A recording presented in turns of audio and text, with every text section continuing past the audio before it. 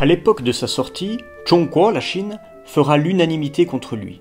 S'il est exploité en Italie et en France dans une version condensée, il n'a jamais été projeté en République populaire jusqu'à une rétrospective Antonioni qui a eu lieu fin novembre 2004 à la Film Academy de Pékin. Il aurait été victime des luttes de pouvoir qui opposent Zhou Enlai, qui, selon Simon Leys, a favorisé le tournage du film à travers le Conseil des affaires d'État et le groupe culturel dirigé par Wu De, et Tian Ting, membre de la fameuse bande des quatre. Tian Ting a œuvré pour qu'un an après sa diffusion en Europe et alors qu'il était totalement inconnu du public chinois, Chongguo, la Chine, soit sévèrement brocardé dans le Zhenmin Zhibao, le quotidien du peuple, l'organe officiel du comité central du Parti communiste chinois, dans un article intitulé « Intentions perfides et procédés méprisables ». Tout y passe, de la grisaille des images aux motifs choisis, considérés comme rétrogrades et témoignant d'une vie arriérée. La méthode même du cinéaste bourgeois y est disséquée avec un luxe de détails. En filmant le grand pont de Nankin sur le Yangtze, peut-on lire, magnifique pont moderne, il a choisi exprès des angles très mauvais donnant l'impression d'un pont tortueux et branlant. Et pour le ridiculiser, il introduit l'image de pantalons qui sèchent en contrebas du pont. Mais le pire, c'est la description de la place Tiananmen. Le film ne donne pas une vue générale de cette place imposante et ôte toute majesté à la porte Tiananmen, si chère au cœur du peuple chinois. Inversement, l'auteur n'épargne pas sa pellicule pour filmer des groupes compacts de gens sur la place avec des images tantôt éloignées, tantôt rapprochées, tantôt de face, tantôt de dos, ici un grouillement de tête, là un enchevêtrement de pieds. Il fait délibérément de la place Tiananmen une foire en pleine pagaille. N'y a-t-il pas là une volonté d'insulter notre grande patrie ? L'hostilité d'Antonioni envers le peuple chinois est également confirmée par ses activités en Chine pendant le tournage. Dans sa présentation, il ne cache pas que beaucoup de vues ont été prises à la manière d'un espion. Il admet, non sans satisfaction, avoir bravé l'interdit pour filmer en cachette un bâtiment de guerre chinois sur le fleuve Huangpu et camoufler sa caméra pour tourner par surprise des images de la vie courante dans l'avenue Wangfujing à Pékin. Il se plaint qu'il n'était pas facile de se déplacer avec une caméra dans l'avenue Tiananmen. Et pourquoi cette difficulté ? Parce qu'il se comportait en voleur. D'ailleurs, il ne s'en est pas tenu là. Pour fabriquer des images noircissant le peuple chinois, il en est venu à proposer, lors de sa visite à la commune populaire de l'amitié sino-albanaise à Pékin, que des membres de la commune simulent une bagarre pour la filmer. Une autre fois, il a demandé à la foule de changer d'habit selon son goût, sans quoi il refusait de filmer.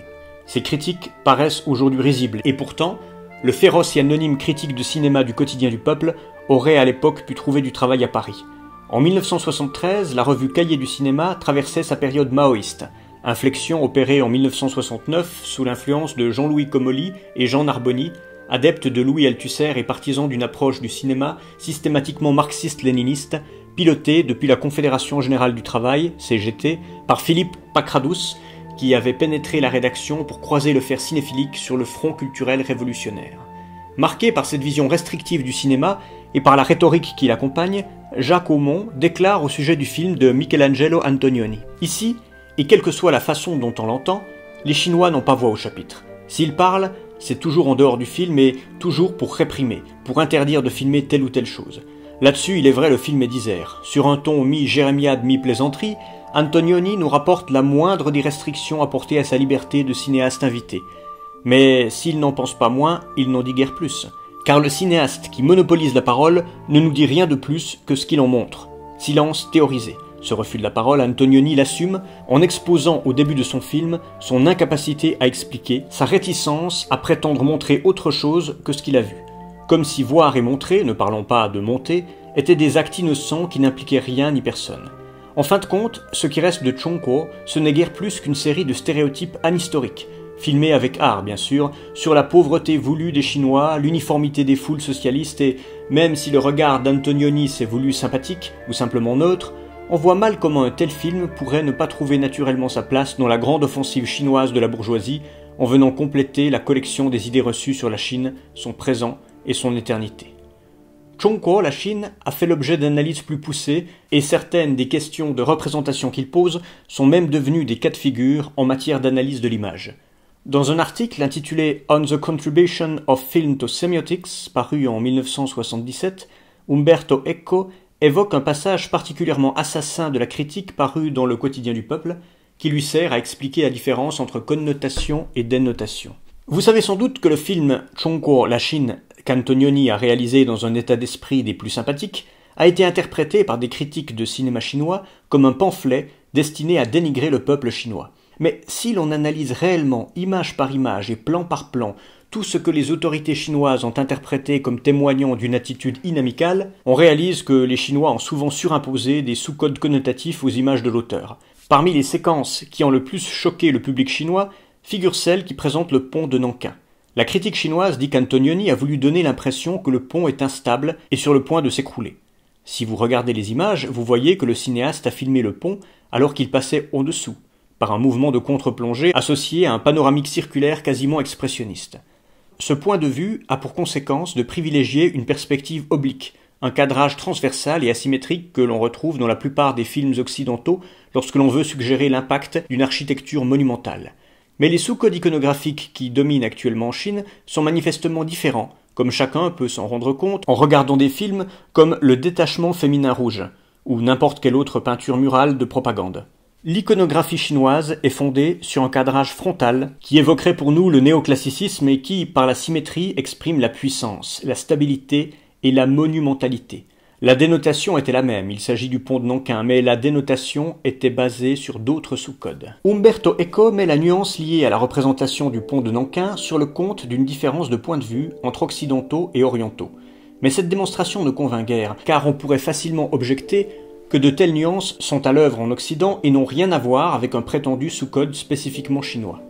Mais le plus surprenant, c'est que, tout à sa démonstration, Umberto Eco prenne au pied de la lettre les reproches formulés dans le quotidien du peuple, alors qu'une simple vérification des images démontre le caractère purement mensonger de la description du critique chinois, puisqu'à aucun moment on ne voit un pont branlant, mais un fier édifice mis en valeur sans ironie apparente et d'une façon qui correspond totalement à la frontalité que, selon Umberto Eco, le spectateur chinois appelle de ses vœux. Et s'il est vrai qu'il y a du linge qui sèche sur des péniches sur le fleuve Yangtze-Kiang, cela n'enlève rien à la solidité du pont en question. Une analyse du film plan par plan affaiblit bien davantage la démonstration du sémioticien de Bologne que celle du propagandiste de Pékin. Et s'il est vrai que, selon Umberto Eco, toute analyse filmique doit s'accompagner d'une lecture sémiotique, encore faut-il revoir les films en détail. Susan Sontag, dans son ouvrage On Photography, revient sur la représentation de la place Tiananmen et l'affection de Michelangelo Antonioni pour les motifs anciens et pittoresques. Nous trouvons que les Chinois sont naïfs de ne pas percevoir la beauté d'une porte à la peinture craquelée, le pittoresque du désordre, la force d'un angle étrange ou d'un détail signifiant, la poésie du contre-pied. Nous avons une notion moderne de l'embellissement. La beauté n'est pas inhérente à quelque chose, elle est à trouver, à travers une autre façon de voir ce qui nous entoure, en élargissant la notion de signification, ce que la photographie illustre et renforce à bien des égards. Plus nombreuses sont les valorisations, plus riches sont les combinaisons de sens. Dès lors, les photographies nous en disent aujourd'hui plus de l'Occident que de la Chine. Et si l'on peut considérer Chongguo comme un morceau de propagande, les Chinois n'ont pas tort de considérer que le film est condescendant. Les images d'Antonioni signifient simplement beaucoup plus que toutes les images faites par des Chinois. Ces derniers n'attendent pas des photographies qu'elles signifient ou même soient simplement intéressantes. Ils ne veulent pas voir le monde sous un angle inattendu ou découvrir de nouveaux sujets. Les photographes sont, en Chine, plutôt censés montrer ce qui a déjà été décrit. Là encore, difficile d'adhérer totalement à une vision aussi essentialiste des nuances supposées entre perception chinoise et occidentale des images. Mais Susan Sontag capture quelque chose de ce naturalisme que choisit Michelangelo Antonioni lorsqu'il s'attarde sur l'ancien, le boueux, le lézardé, le poussiéreux. Autre point de méthode, non seulement le commentateur souligne à quel point les images ont été arrachées à la vigilance du régime, mais à certains moments, la caméra traque ceux qui se cachent pour lui échapper. Si bien que dans Chongguo, la Chine, le hors-champ est particulièrement dynamique, c'est là que vont se loger certaines intentionnalités politiques chassées par l'image. Contrairement à Chris Marker qui, dans Dimanche à Pékin, s'inscrit dans un cadre pauvre, celui d'une carte postale, et livre une vision colorée conforme aux desiderata du régime, Michelangelo Antonioni explore d'un œil naturaliste les angles morts de la Chine maoïste. Atmosphère pesante, ciel brouillé, environnement délabré, femmes aux pieds mutilés, vieillards kakoshim, enfants sans joie. Et si l'empire maoïste semble bien se moderniser, c'est en troquant des galetas à demi effondrés contre le béton sans âme de cités dortoirs qui plonge d'un bout dans l'horizon blafard.